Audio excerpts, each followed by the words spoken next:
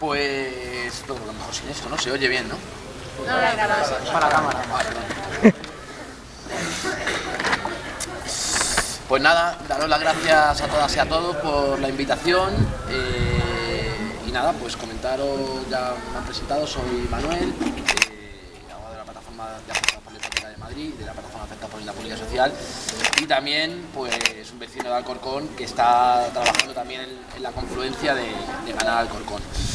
Yo realmente os felicito por todo el trabajo que se están haciendo en todos los municipios del sur, porque ya sin duda, como bien dicen las encuestas y como bien dicen los estados de opinión de estos municipios, ya estamos llevando la iniciativa en torno al debate político. Y ya realmente somos algo novedoso y algo que, pase lo que pase, el 24 de mayo ya vamos a cambiar. Hemos cambiado muchas cosas y las que cambiaremos, pero ya hasta ahora es una gran victoria. Y sin duda, esta gran victoria, esta confluencia que bebemos todos de nuestros orígenes y de nuestra forma de militancia, de nuestra forma de lucha, yo quiero manifestarla más o menos la experiencia a través de los movimientos sociales. Hay muchos movimientos sociales que sin duda son para mí, y esto es una opinión subjetiva, pero creo que contrastada con la realidad, son el mayor motor de cambio y transformación social que se ha dado en la historia de la humanidad. No ha habido ningún derecho que se haya conquistado si no ha habido antes un movimiento social fuerte que ha presionado y ha luchado por él. O sea, los políticos no conquistan nada, no otorgan nada, sino es con una presión, con un verdadero poder, que no es gobierno, con un verdadero poder que es el pueblo organizado, luchando para conquistar los derechos humanos y los derechos fundamentales. Por eso es tan importante, ahora que se aproximan efectivamente fechas electorales, fechas importantes, que no olvidemos nunca que ningún gobierno ha hecho nada sin un poder fuerte. Y por tanto los movimientos sociales, las instituciones, no son un medio para llegar a las urnas, sino las urnas es un medio para plasmar todo lo que se ha trabajado en la calle y lo que se tiene que trabajar en la calle. Y la plataforma de afectados por la hipoteca yo creo que es un buen ejemplo de todo lo que, se puede hacer un relato bien largo de todo lo que ha sido esto y de todo lo que son los movimientos sociales y llegados a este punto lo que se está concretando y lo que se está cociendo ahora en todos los municipios de la zona sur. La plataforma de afectados por la hipoteca empezó mucho antes incluso de que se constituyera este nombre. Empezó por numerosos inmigrantes ecuatorianos estafados por las estafas hipotecarias, que se dieron cuenta, se organizaron, argumentando, basándose o sintiendo que ellos efectivamente habían puesto un dinero, ellos habían inmigrado con todo lo que ello conlleva por el sistema injusto capitalista que había en su país, ellos habían dejado todas sus familias, todas sus tierras, todas sus raíces y habían venido a España. Ellos habían invertido en un piso que efectivamente muchos de ellos ni lo querían, sino que les dijeron que era la mejor inversión de su vida. Ellos mismos pagaron por un piso que ahora está valorado en 70.000, pagaron 200.000 euros, 200.000 euros, que era una sobretasación totalmente espuria de esas viviendas. No solamente eso, sino que avalaron con sus familias, avalaron con sus cuñados, con sus hermanas. Y realmente, cuando empezó la crisis, no es la crisis, sino lo que es la estafa a la clase trabajadora, pues no pudieron pagar, y como no pudieron pagar, les quitaron la casa, y no solamente les quitaron la casa a ellos y a los avales, sino que les dejaron con deuda.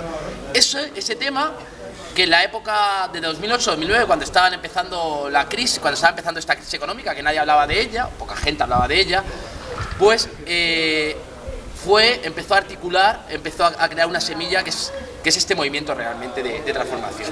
Los ecuatorianos se vieron muy solos, y a los ecuatorianos se unieron los españoles, la gente afectada, porque esto, como veis, por mucho que lo hayan tenido que distinguir, no es una cuestión de razas ni de países, sino de clases.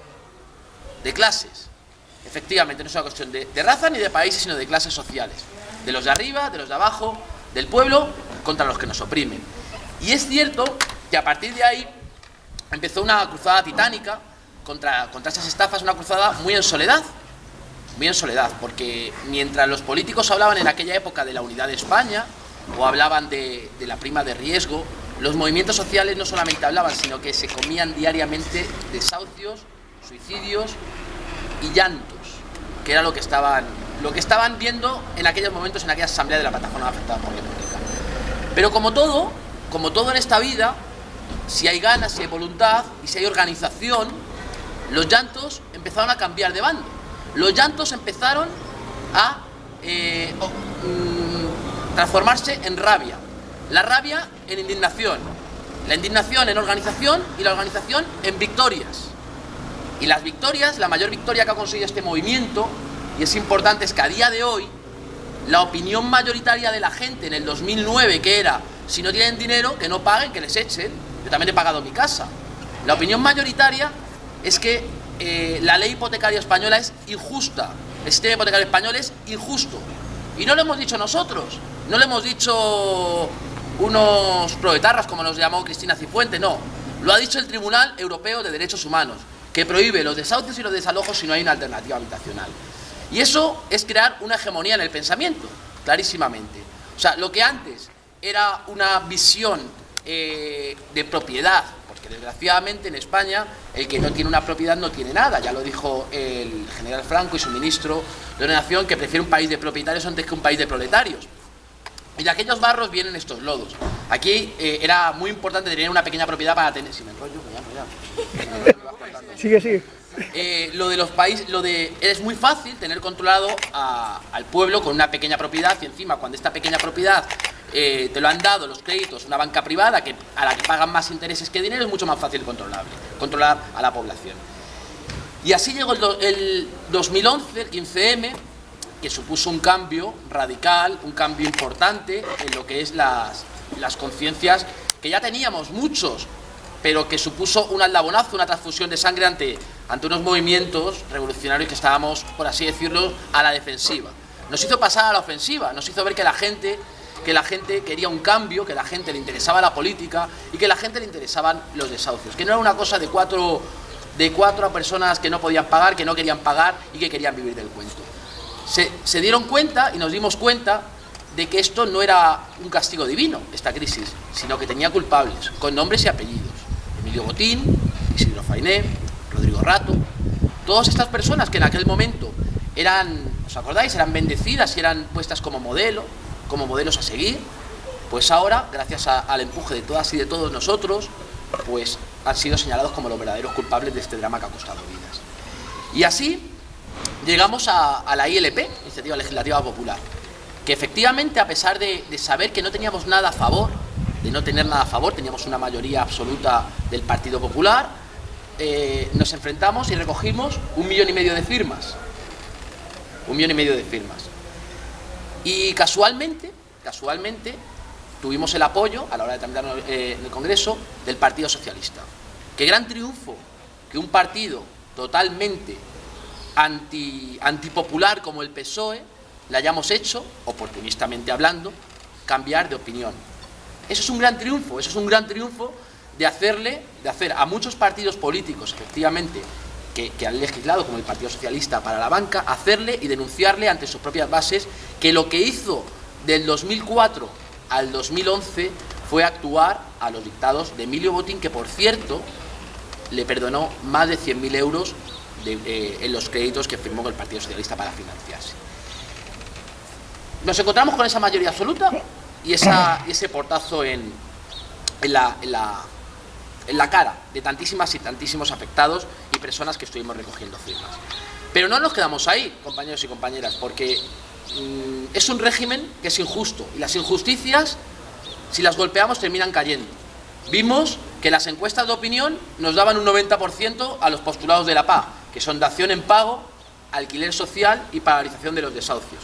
¿Qué quiere decir esto? Pues que muchos votantes del Partido Popular y del Partido Socialista apoyaban los postulados de la PA. Ojalá ganemos Fuenlabrada con 90%, ojalá ganemos Alcorcón con 90%, pero conseguimos centrar el debate político en torno a los intereses del pueblo, del pueblo trabajador. Y efectivamente hemos conseguido que el gobierno de parches reconozca que hay un problema con el Real Decreto del 2012, con la Ley 1/2013 y con una ley de segunda oportunidad, que no son ni más ni menos que meras tiritas y meros placebos para mantenernos callados y adormilados. Pero ellos mismos reconocen que hay un problema, compañeros y compañeras, y eso es fundamental, que les hayamos denunciado que hay un problema, que mientras a la banca perdonan miles y millones de euros, que mientras la banca les financia sus campañas políticas, mientras ellos pagan a la banca, que ha sido, como hemos visto, las tarjetas Black de Bankia, que se las han gastado en todos los mayores vicios que una persona humana se los puede gastar, Bankia seguía desahuciando. Mientras había dinero público de los propios desahuciados, a Bankia, Bankia seguía desahuciando. Y ante eso, les hemos puesto contra la espada de la pared. O actúan para el pueblo, o son casta, o son pueblo. Y ya hemos visto qué es lo que son enemigos de toda persona trabajadora y de bien que haya en este país. Y es un ejemplo para que veamos muchas veces que la historia es dialéctica, la historia cambia. Del tema de las hipotecas hemos pasado a encontrarnos al drama de la vivienda pública, como sabéis. Al drama de la vivienda pública. Más de 3.000 viviendas han sido vendidas por el IBIMA a los fondos buitre. O sea, si considerábamos que los bancos tenían un interés de lucro, imaginaros cómo se pueden encontrar una adjudicataria de una vivienda pública que ya de por sí cumple unos requisitos de especial vulnerabilidad, cuando mañana viene el fondo buitre, en el que por cierto está el hijo de Aznar en el Consejo de Administración, y le dice que tiene que abandonar su casa porque le han subido el doble del precio del alquiler.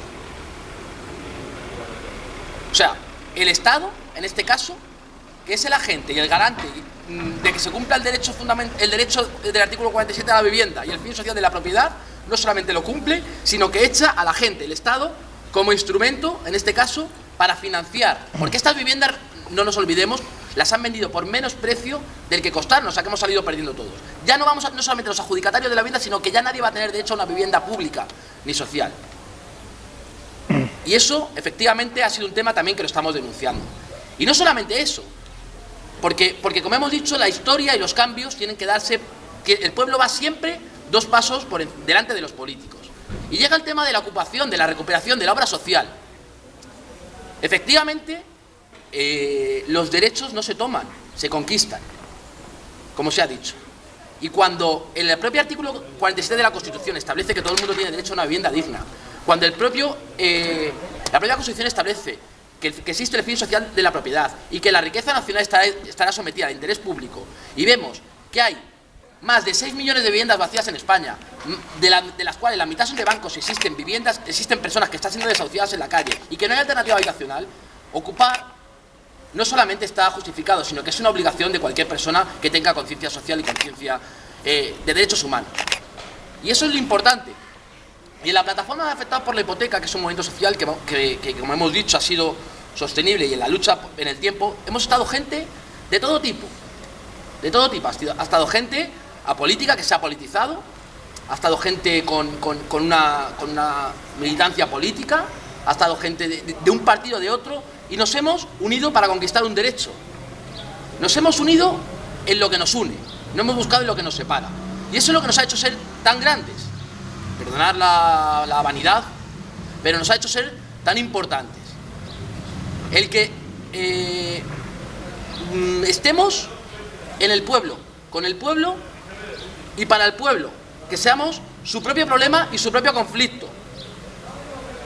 Y eso es lo que realmente, de donde debemos ver las personas que estamos trabajando en los espacios de confluencia. Tomar como ejemplo los movimientos sociales, en lo que efectivamente el objetivo es siempre el medio, el fin y cualquier cosa que se preste pensar en el objetivo que estamos peleando. Yo recuerdo, compañeros y compañeras, porque sí tengo que contar una experiencia que pasó aquí en Fuenlabrada. Tuvimos un desahucio hace no mucho tiempo de una vivienda pública en Loranca, del IBIMA. Y para comparar lo que somos nosotros y lo que es la vieja política, una concejala, que yo creo que todas y todos vamos a saber quién es, fue allí, auténticamente espectacular, espléndida como es ella, y dijo que el desahucio lo había paralizado ella, que no lo había paralizado la gente, sino que lo había paralizado el ayuntamiento, o sea, yo. Pues no, compañera Teresa Fernández, eso es vieja política, que desde luego estamos aquí para desterrar ese tipo de vieja política. La historia la hacen los pueblos y nosotros la estamos haciendo. Ese es el error, de considerarte única, pero no como ella, pongo a ella como mero ejemplo de una persona que se ha dicho que está con el pueblo y realmente no está con el pueblo.